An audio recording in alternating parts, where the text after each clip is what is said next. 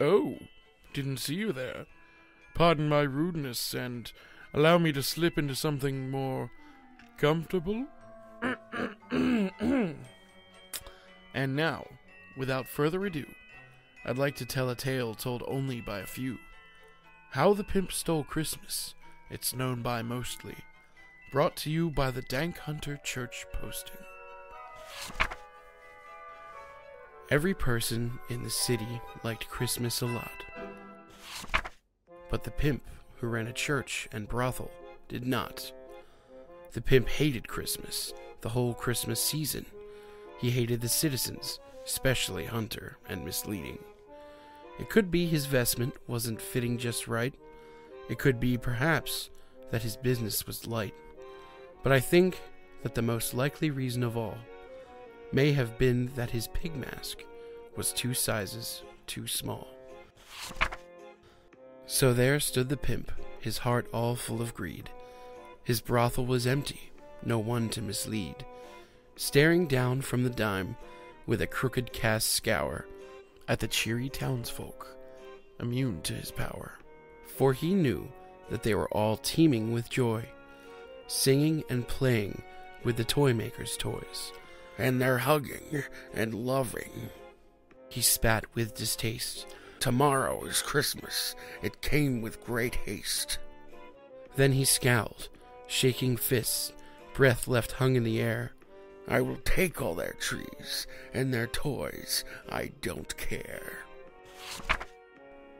The pimp called on Tuck, who'd obey him for sure. Tuck pressed his way through the crowd to the 2nd floor.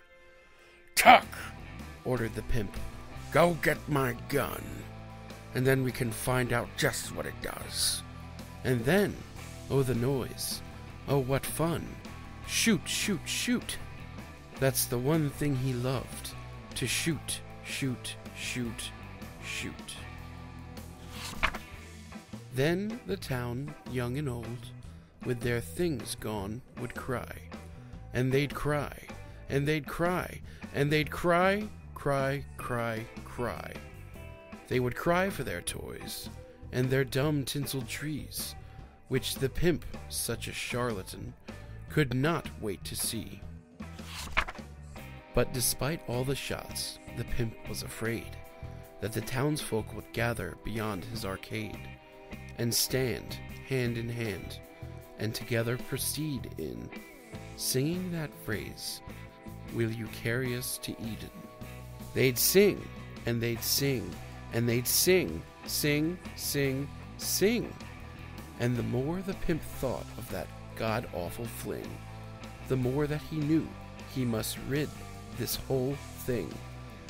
I've put up with this crap for so many years straight that it probably amounts to 1878. I must stop this Christmas from coming. But how? Then he got an idea, and he quirked an eyebrow. I know just what I'll do. The pimp laughed in his throat. Aye! And he donned a big hat and a white-collared coat. His grin stretched quite wide as his cackling increased. With this coat and this hat, I'll look just like a priest. Though I do need a beetle. The pimp looked around. But, since this was a brothel, there was none to be found. Did that stop the pimp's plan? No, the charlatan said. I'll make my holy chum out of lowlifes instead. So he called his friend Tuck, who'd been tending the floor, and dressed him in similar-looking decor. Then he loaded collection hats and empty rucksacks on a ramshackle sleigh attached to Tuck's back. He said, Tuck, learn to drive. And the sleigh traveled well, toward the homes where his sheep lay asleep, drunk as hell. All their windows were dark, their flames gone with the sun. They were all dreaming bittersweet dreams with abandon, when he came to the first little house on his run. "This is stop number 1, oinked the priest and the pimp. He telescoped to the roof, empty bags at his hip. He lurched through the house with nary a limp, thinking, if Hunter can be sneaky, then so can the pimp. Oh, gasp! His foot slipped on a shiny toy tank, but he broke such a fall on a full piggy bank. On the side sat a note, reading, "Don't take from me." The priest laughed. "What misplaced devotion in man's honesty?" He ransacked the room with a newfound belief. He'd earned a new name, Pimp, Priest, and the Thief. Pop guns, toy tanks, plastic helmets, drums, opium, hashish, red wine, and rum. And he stuffed them in bags. Then the pimp, somewhat nimbly, stuffed all the bags, one by one, up the chimbley. Then he slid to the icebox. He took the dear feast, but left figgy pudding. He liked that the least. He cleaned out the icebox. Such a frigid theft. Why, that pimp took the vial the poison woman left. Then he threw all the goods to the heavens above. "And now," smiled the swine, "it's the tree I will shove." The pimp grabbed a branch and was ready to leave, when he heard a small step like a heart on a sleeve. He halted his heist and moved about face, where misleading was found in red and green lace. The pimp had been caught by the dime's own daughter, as he stood there with teeth gleaming from holy water. "You know, that's Hunter's tree," she relayed with a smirk. "If you take it, he'll knife you for being a jerk." But the pimp simply grinned, for he knew he was slick, and he countered her claims, 'cause, you know, he's a dick. "Why, my sweet little bird," the plague doctor spat, "you and I both know I'm better than that. If he tries to come at me with weapons and knives, he'll very much meet his impending demise." And his threats hushed the girl. Then with hands blushing red, he told her to stuff it, or he'd have her head. And when poor Leading left to return to Hunter's side, the pimp shoved the tree up the chimney with pride. The last thing he took was the chimney's wood pyre. The flame might be gone, but now so was the fire. He chuckled, then went up himself, the old liar. And the one speck of food in the mayor's new pad was a crumb that was even too small for a Thad. So Tuck and the pimp did the same to each keep, robbing his flock as they snoozed fast asleep.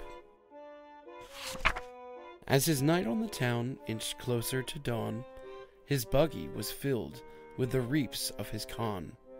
The mirrors, the watches, the mayor's pet cat, the trinkets, the baubles, Misleading's best hat. 5 full stories up, at the top of the steeple, he got ready to throw this shit down on the people. "Pooh-pooh to these sheep," he was deviously humming. "Not even Mr. Usher can stop this from coming. They'll wake up and realize their houses are bare, and their mouths will hang open in woe and despair. Then they'll let out a song of boo-hoos to the air." "That's a noise," grinned the pimp, "that I simply must hear." So he stopped for a moment and listened with cheer. And he did hear a sound rising up to his face. It started quite slow, then it picked up its pace. But the sound wasn't sad. It was angry, not merry. The people were screaming, which made the pimp wary. But soon he realized that all these naysayers were cursing the name of their once beloved mayor. Brothers and sisters, the pimp said with sly looks, I've got your gifts here that the mayor had took. As the gifts showered down, they all cheered and they clucked. And Hunter, poor guy, realized that he was fucked. And the pimp and the priest gazed at torches aflame, praying quietly, alarmingly, giving paradise its blame. Their voices are high, and their pitchforks are raised, yet through the waves of the townsfolk, my actions are praised. He questioned the season, its meaning, its start. He spied a smiling misleading. Where'd she get her heart? As he paced through the church and its now empty pews, he saw Christmas spirit is something you choose. People make Christmas, not stockings all filled. I'll just blackmail Hunter and start to rebuild. The ladies and gentlemen could not trust their eyes. The dime wasn't just new, it had tripled in size. With the gifts all returned, even the avocado, he packed in the patronage, just like a lotto. And everybody wins. The end.